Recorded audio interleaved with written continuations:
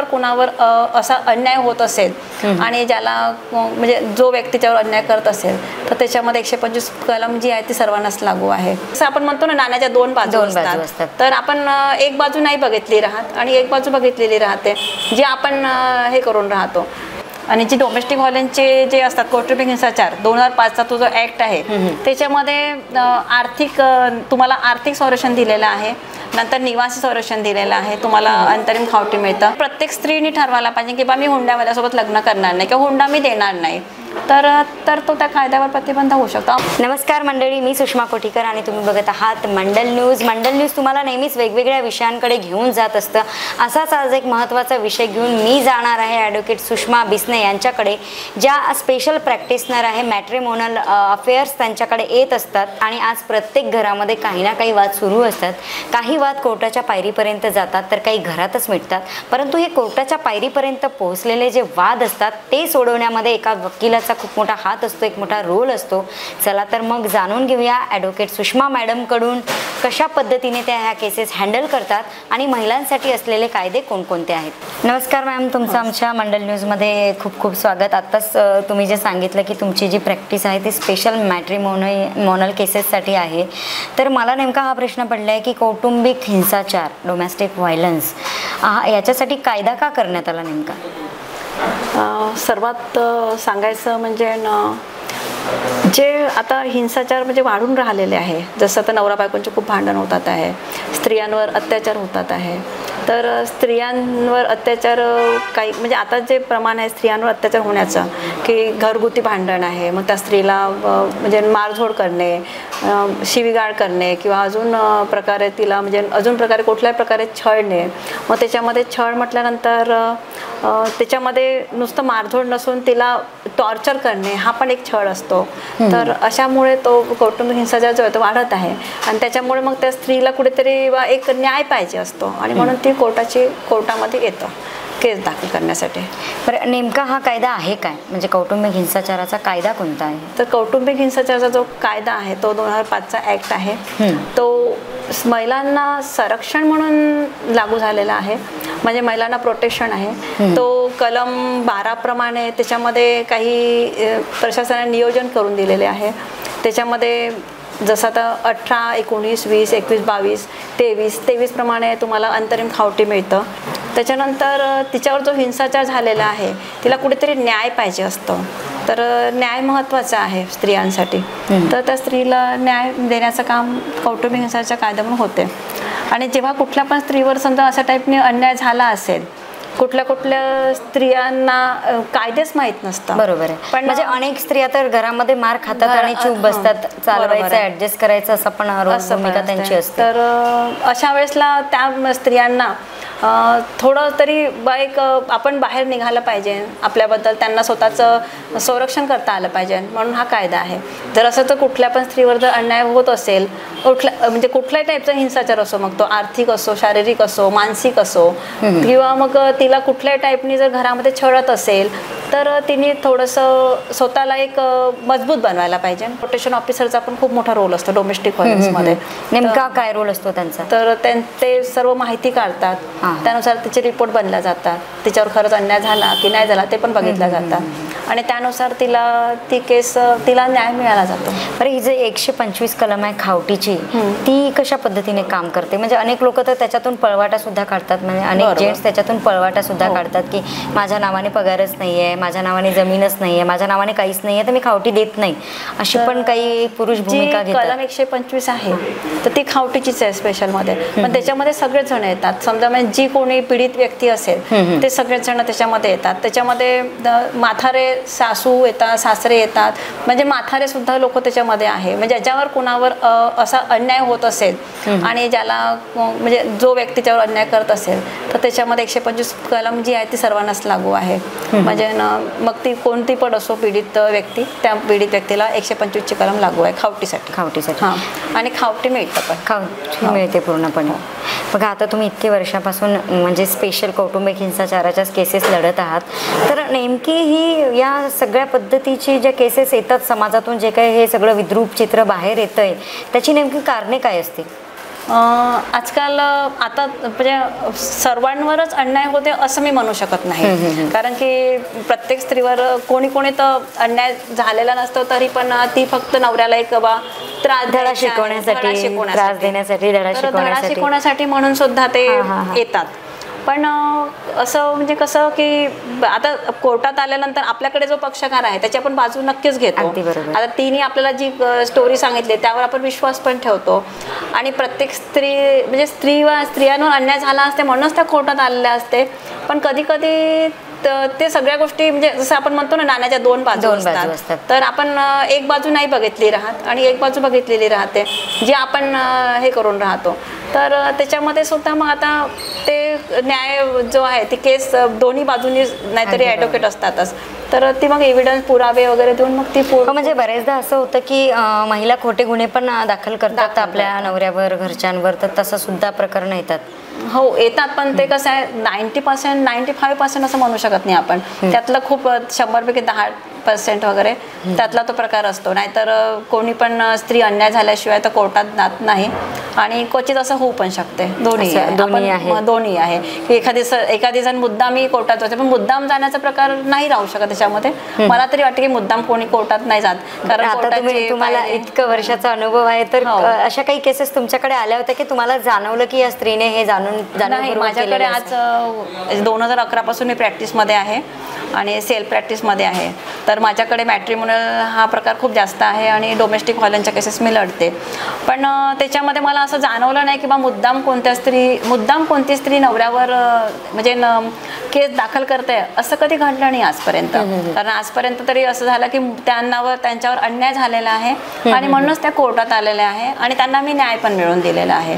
त्यांना खावटी लागलेली आहे, त्यांच्या मुलाबाळांसाठी पण खावटी लागते, त्यांच्या शिक्षणाचा प्रश्न सॉल्व्ह होतो, नंतर पालन पोषणाचा जबाबदारी, आणि जी डोमेस्टिक व्हायलन्सचे जे असतात कौटुंबिक हिंसाचार 2005चा तो जो ऍक्ट आहे त्याच्यामध्ये तुम्हाला आर्थिक संरक्षण दिलेलं आहे, नंतर निवासी संरक्षण दिलेलं आहे, तुम्हाला अंतरिम खावटी मिळतं, नंतर केस संपल्यावर तुम्हाला फायनल खावटी मिळतं, आणि त्यांच्या मुलाबाळांची पण काळजी घेतल्या जातं. हे सगळं कोर्टाकडून तुम्हाला मिळालं जातं कोर्टाकडून. आता ही खावटीचाच प्रश्न आहे, तर मला एक विचारायचं आहे तुम्हाला की जी महिला पीडित आहे आणि ती महिला जर वर्किंग लेडी असेल किंवा जी ती सरकारी नोकरीवर असेल किंवा काही कमवत असेल, तर अशा महिलांना पण खावटी मिळते का?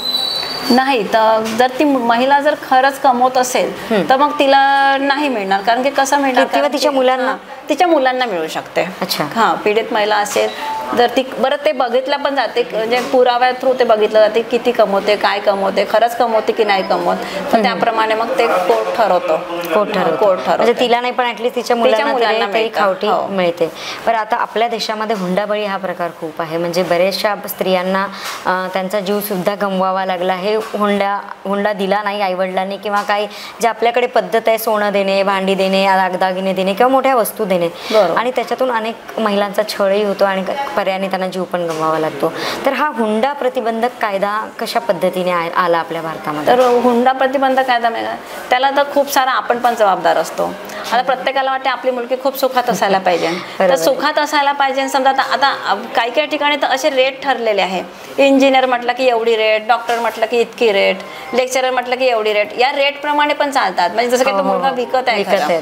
पण मला असं वाटतं की ते हुंडा प्रतिबंध कायदा आला, पण प्रत्येकजण तो अंमलबजावणी नाही. हुंडाला अंमलबजावणी म्हणजे आजही चालूच आहे, अजूनही चालूच आहे. जरी तो हुंडा प्रतिबंध कायदा आलेला आहे, पण त्याच्यावर अंमलबजावणी कधी होणार आहे प्रत्येकाने ठरवायला पाहिजे की बा आता मला हुंडा नाही द्यायचा आहे.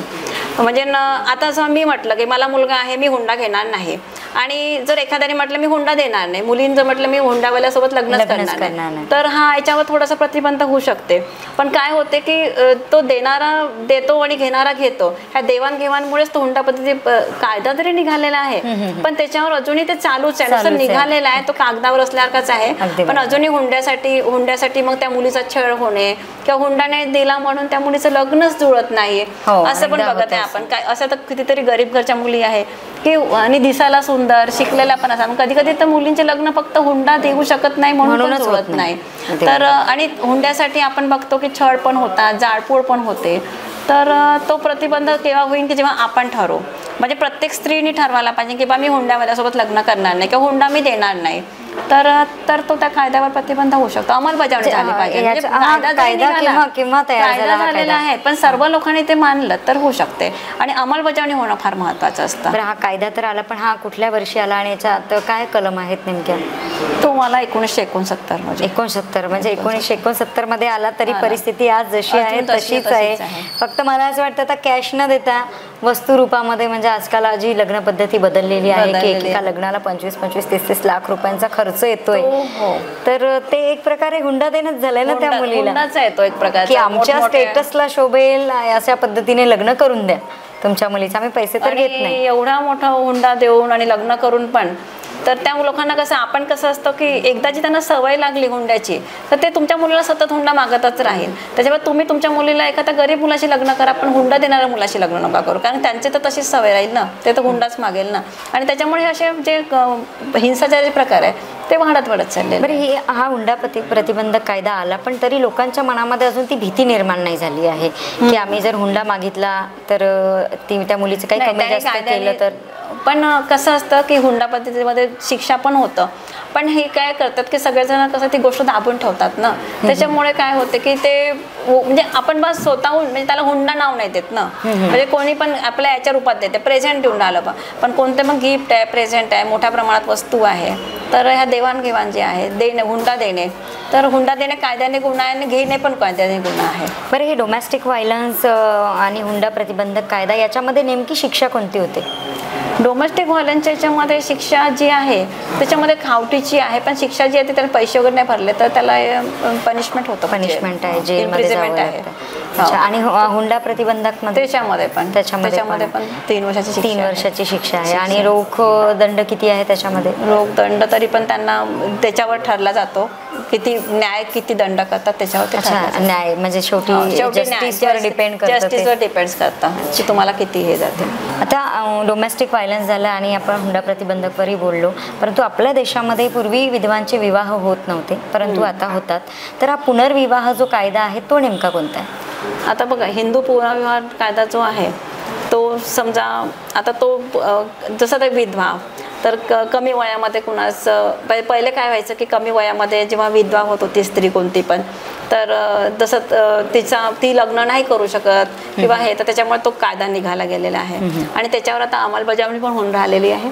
कारण की कसं असतं की त्याच्यामध्ये जे हिंदू विवाह कायदा आहे, हिंदू पुनर्विवाह कायदा, तर त्याच्यामुळे काय झालं की जे आता प्रत्येक स्त्रीला जर तिला लग्न करायचं असेल तर त्या कायद्याच्यामुळे ती आता लग्न वगैरे करायला हे झाले नाही. तर पहिले जे होतं की बा नाही आता विधवा आहे तुम्ही लग्नच नाही करू शकत वगैरे, त्याच्यावर ते बंधन राहायचं.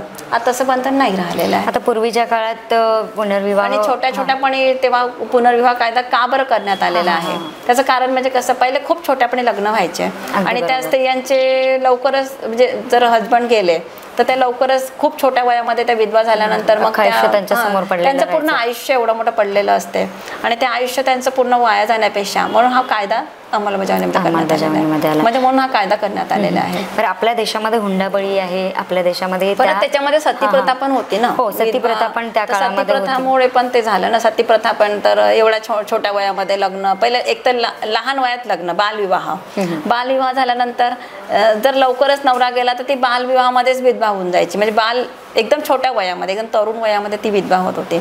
आणि त्याच्यानंतर काय झालं की म्हणजे आता हा कायदा आल्यामुळे बालविवाह काय झाला. बालविवाह कायदा म्हणजे कसं, पहिले 18 वर्षाच्या पहिलेच मुलींचे लग्न होत होते आणि त्यांची जी शारीरिक प्रकृती होती ती नाजूकच राहायची ना. त्याच्यानंतर ती हा कायदा येण्याचं कारणही तेच आहे किंवा जर समजा तुम्ही जर छोट्यापणी लग्न करत आहे तर तुम्हाला बाळ पण लवकर होते आहे आणि मग तिची प्रकृती कशी आहे, शारीरिक प्रकृती कशी आहे, ती खरंच बाळाला जन्म देऊ शकते की नाही देऊ, हे पण खूप महत्त्वाची गोष्ट आहे ना. म्हणजे या पुनर्विवाह कायद्याच्या सोबतच बालविवाह प्रतिबंधात्मक कायदा जो आला तो पण ते समजा एकमेकांना पूरकच आहे. कारण की दोन्ही कायदे खूप महत्त्वाचे आहे. जे काही कायदे शासनाने केलेले आहेत ते खूप महत्त्वाचेच आहे. कारण की कसं आहे, आपण कमीत कमी त्या 18 वर्षापर्यंत मुलीचं लग्न होऊच देत नाही. पहिले काय व्हायचं की एकदम 13-14व्या, त्याच्या पहिले तर त्या अहिल्याबाई जे होळकरच्या वगैरे व्यस्त 9-8-9व्या वर्षी तेव्हा तर तो काळ तो वेगळाच होता. तेव्हा तर 8-9 वर्षामध्ये लग्न होऊन जायचं लगेच त्यांना छोट्याच वयामध्ये बाळ व्हायचं, जर नवरा गेला तर ते छोट्याच वयामध्ये विधवा व्हायचे. म्हणजे त्या मुलीचं जे आयुष्य आहे स्त्रीचं ते पूर्ण टोटली म्हणजे आपण त्या आयुष्याला काही म्हणू शकतो. बरं, आता हे जे बालविवाह करणारे पॅरेंट्स असतात यांना नेमकी कोणती शिक्षा होऊ शकते? सपोज एखाद्या मुलीने जर तक्रार दिली पालकांच्या विरोधात की माझे पालक माझा बालविवाह करत आहे आणि मी अजून 18 वर्षाची नाही आहे, मग अशा वेळेला त्यांच्यावर काय कारवाई होते? त्यांच्यावर कारवाई होते. म्हणजे पोलीस जे आहेत समजा त्यांनी कारवाई केली तर, पण समजा हे लोक करतच नाही कारवाई. म्हणजे कसं आहे की हे मुली जे आहे तर बालविवाह म्हणजे त्याच्यामध्ये कसं आहे, एकतर त्यांनी त्या सांगत नाही आणि त्याच्यामध्ये माहीत पडत नाही. आणि कधी कधी तर असं होऊन राहिलेलं आहे, मी स्वतःच्या बघितलेलं आहे की ती मुलगी 16ची असते आणि ती 18 सांगून देते. असं पण होतं कधी कधी. म्हणजे मुलगी स्वतः पण असं कन्फेस करते की नाही. त्यांच्याकडे प्रॉब्लेम कोणता आहे याच्यामध्ये की त्याच्यामध्ये त्यांची जी घरची परिस्थिती आहे ती एवढी गरिबीची असते की त्या परिस्थितीमुळे त्या मुलींची लग्न केलं जाते. किंवा दुसऱ्याच्या घरी जरी जाऊन म्हणजे माझ्या म्हणजे काही काही जणांकडे इतके गरीब म्हणजे ते म्हणतात आपण 18 विश्व दारिद्र्य त्या सगळं तो भाग असतो. आणि त्याच्यामध्ये कसं असतं की त्या मुलीचं लग्न होण्याचे कारण म्हणजे कसं की त्या मुलीलाही माहित असते की आपल्या आईवडील एवढे गरीब आहे बा, आपलं लग्न झालं तर आईवडिलांच्या याचा थोडासा बोज कमी होईल, तर हा भार कमी होते म्हणून पण छोट्या मुलीचे लग्न होते. पण त्याच्यामध्ये ती कायद्याने गुन्हा आहे. जर समजा तुमचं जर समजा ते गोष्ट जर कळली समजा तर तुम्हाला दंड पण आहे आणि तुम्हाला इम्प्रिजमेंट पण आहे. बघा, अजून एक प्रश्न मला तुम्हाला हा विचारायचा आहे की आता एखादा मुलीचा बालविवाह होतो आहे, ती स्वतः तक्रार करायला तयार नाही आहे, पण एखादा तिसरा व्यक्ती त्यांच्या विरोधात तक्रार करू शकतो का की हे माझे शेजारी आहेत आणि ते त्यांच्या मुलीचा बालवयामध्ये लग्न करत आहे? तर एखादा शेजारी किंवा एखादा व्यक्ती, सामाजिक कार्यकर्ता किंवा एखादा सोशल वर्कर त्यांच्या विरोधात तक्रार करू शकतो का? हो, कारण करू शकतो. त्याला जर माहिती आहे की बा इथं बा ह्या मुलीवर अन्याय होऊन राहिलेला आहे तर तो तक्रार करू शकतो. पोलीस स्टेशनमध्ये तो कंप्लेंट करू शकतो. त्याच्यावर कारवाई पण होऊ शकते आणि त्याच्यानंतर समोरची प्रोव्हिजन जी आहे ती कोर्टात जाते. अगदी त्याच्यामुळे चला मित्रांनो, की आता तुमच्या आजूबाजूच्या परिसरामध्ये जर तुम्हाला असं काही कृत्य दिसलं की पॅरेंट खूप कमी वयामध्ये आपल्या मुलींचं लग्न करत असतील तर आपण एक सामान्य नागरिक म्हणून, जागरूक नागरिक म्हणून आपण सुद्धा त्यांच्या विरोधात तक्रार नोंदवू शकतो. हे आत्ताच ॲडव्होकेट मॅडमने आपल्याला सांगितलेलं आहे. हा जो नेमका हुंडा प्रतिबंधक कायदा आहे याचं वर्ष कोणतं आहे? 1961 आहे. हां, 1961. आणि कुठल्या कलम आहेत त्याच्यामध्ये? हुंडा प्रतिबंध कायदा जो आहे तो 1961 मध्ये तो अंमलात आलेला आहे. आणि तेव्हापासूनच त्याचं म्हणजे त्याच्यावर प्रतिबंध केला जातो. समजा हुंडा घेणे, देणे हे कायद्याने गुन्हा आहे. तर हुंडा देणे पण गुन्हा आहे आणि हुंडा घेणे पण गुन्हा आहे. आणि जर तुमचं समजा चूक पकडलं जात नाही, पण कसं असतं की याला कसं अंमलबजावणी होत नाही आहे. तर अंमलबजावणी का बरं होत नाही आहे? कारण की त्याच्यामध्ये समजा आता मला वाटतं की नाही बा मला मुलगी आहे, आता खूप सुखी पडत आहे, तो एखाद्याने हुंडा मागितला आहे तर ते हुंडा म्हणून देत नाही आहे, ते गिफ्ट म्हणून देतात. तर ते गिफ्ट देणं किंवा मोठमोठ्या वस्तू देणं, जसं कार देणं किंवा कोणी कोणाला बंगले देऊन राहिले, फ्लॅट्स देऊन राहिले, हे कायद्याने गुन्हा आहे. आणि याच्यामुळे काय होऊन राहिलेलं आहे की ते हुंडा प्रतिबंध कायदा 1961 लागू जरी झालेला आहे, पण त्याच्यावर कसं आहे आपणच आपल्या लोकांच्या वाढत्या याच्यामुळे म्हणजे हे कोणताही कायदा जो आहे जरी कायदा जरी निघाला आहे पण तरी अंमलबजावणी पण करायला पाहिजे. अंमलबजावणी तर समजा आता हुंडा पद्धती तर चालूच आहे, ते हुंडा पद्धती थांबेल कधी तर आपण ठरवलं तर म्हणजे प्रत्येकाला, नागरिकांनी त्याच्यामध्ये इनिशिएटिव्ह घेणं महत्त्वाचं आहे. याच्यामध्ये मला असं वाटतं की प्रत्येक जण याच्यामध्ये जागृत असायला पाहिजे.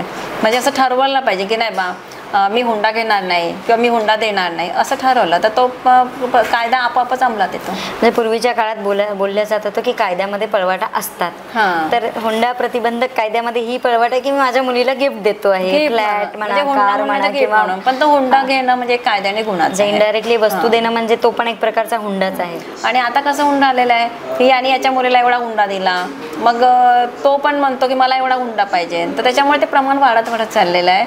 अजूनही आपल्या भारतामध्ये हुंडा बळी म्हणतो आपण, अजूनही पण आपल्या भारतामध्ये हुंड्यासाठी बळी घेतला जातो किंवा हुंड्यासाठी त्या मुलीला त्रास दिला जातो किंवा हुंडा देत नाही आहे म्हणून त्या मुलीचं लग्नच जुळत नाही. असे कितीतरी उदाहरण आहे की त्या हुंड्यासाठी म्हणूनच त्या मुलीला म्हणजे अत्याचार केला जातो, त्या मुलीवर अत्याचार केला जातो.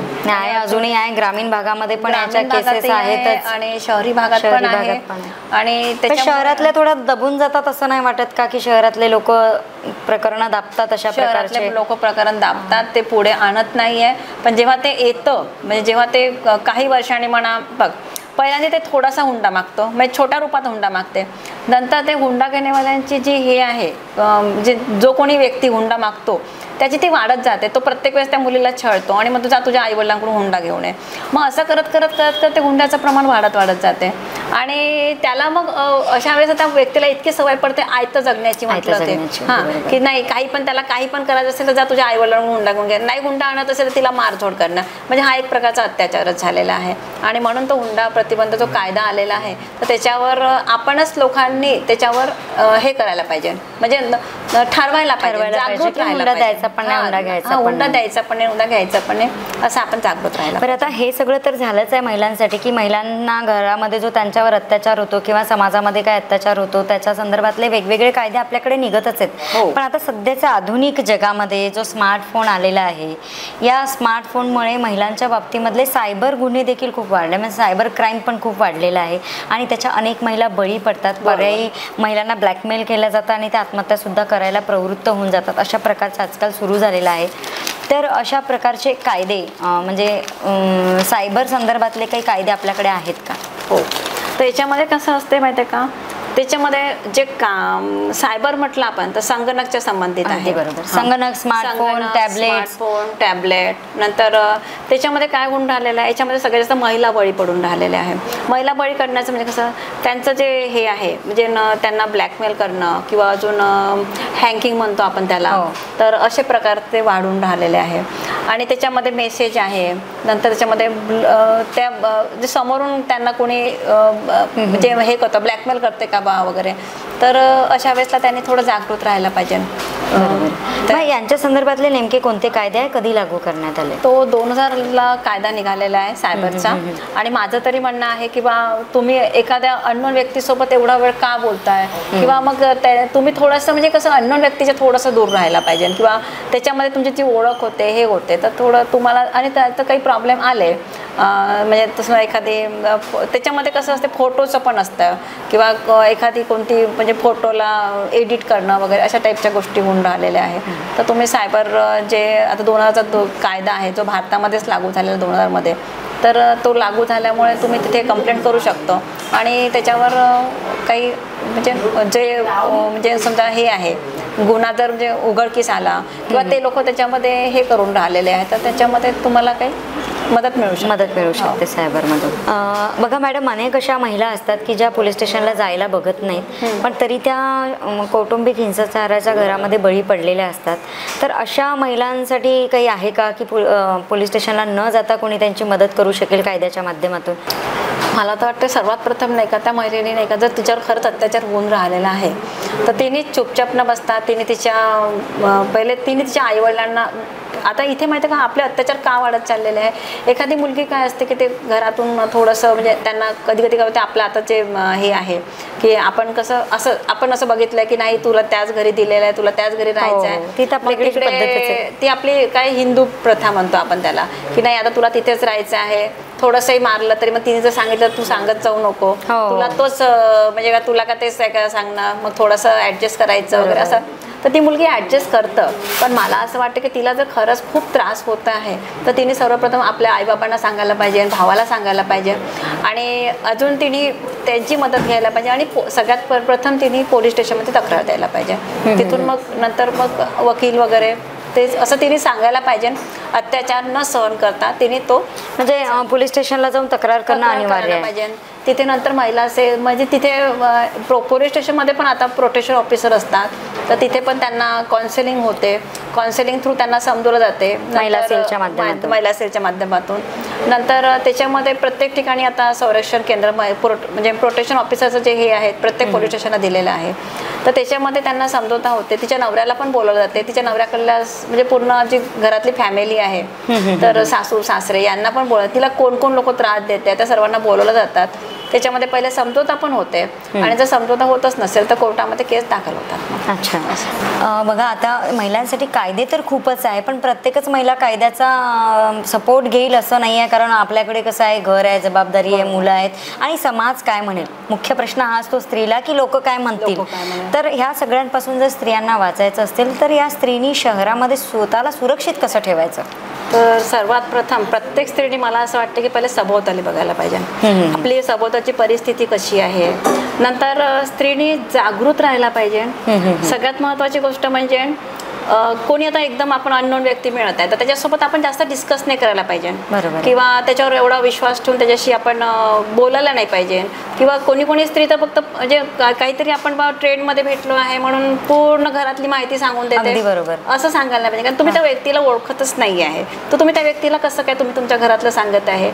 तर तुम्ही थोडंसं हुशार राहायला पाहिजे, जागृत राहायला पाहिजे, तरच तुम्ही तुमची स्वतःची सुरक्षा करू शकता. म्हणजे मला असं वाटतं की कधी कधी ह्या ज्या महिला आहेत यांना बोलण्यासाठी कुणी मिळत नाही आणि अशा वेळेला एखादा बोलणारा व्यक्ती मिळाला तर त्या त्याच्याजवळ ओकून मोकळ्या होऊन जातात आणि तो समोरचा व्यक्ती त्यांचा गैरफायदा घेऊन मोकळा होऊन जातो. तर असं पण होऊन राहिलेलं आहे. त्याच्यामुळे पण ती असुरक्षित राहते कारण त्याला माहिती असते की हिच्यापाशी कोणीच नाही आहे. आणि आपण तुम्ही जो मगाशी मला प्रश्न विचारला किंवा सायबरचा तर त्याच्यामुळे पण ह्या गोष्टी सायबर गुन्हे त्याच्यामुळेच वाढत आहे. कारण की काय होते त्यांना वाटते की या मुलीला या बाईला कोणी नाही आहे किंवा या स्त्रीला कोणी नाही आहे तर त्याच्यामुळे पण तो त्याच्या सिंपतीचा फायदा घेतो. तर तुम्ही कुणापाशी पण तुमचं दुःख नका व्यक्त करू असं माझं म्हणणं आहे की तुम्ही कुणापाशी तुमचं दुःख व्यक्त करू नका. तुमची आई असतात, वडील असतात, तुमचा भाऊ आहे तर तुम्ही तुमच्या नोन व्यक्ती म्हणजे जो तुम्ही त्याला ओळखता त्याला तुम्ही सांगा तुमच्या घरातल्या गोष्टी.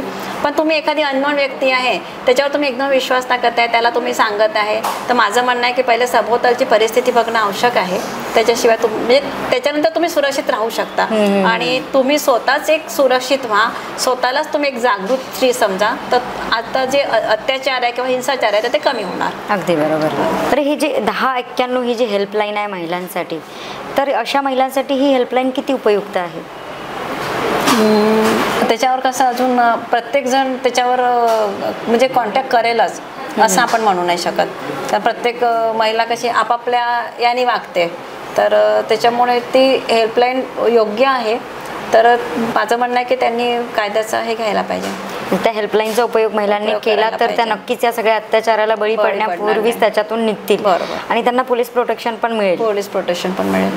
तर मित्रांनो आज आपल्याला सुषमा मॅडमने अनेक प्रकारचे जे महिलांसाठी म्हणजे डोमेस्टिक व्हायलन्सचे जे काही कायदे आहेत अनेक विषयांवर त्यांच्यासोबत माझी खूप छान चर्चा झाली. त्यांनी आज त्यांचा अमूल्य वेळ मंडल न्यूजला दिला त्याबद्दल मी त्यांची खूप खूप आभारी आहे.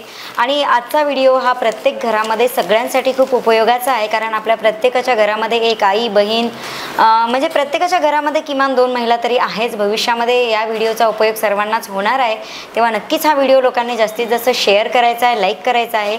सर्वांनी आमच्या यूट्यूब चॅनलला सबस्क्राईब करा, फेसबुक पेजला आणि इंस्टाग्राम आयडीला फॉलो करा. धन्यवाद.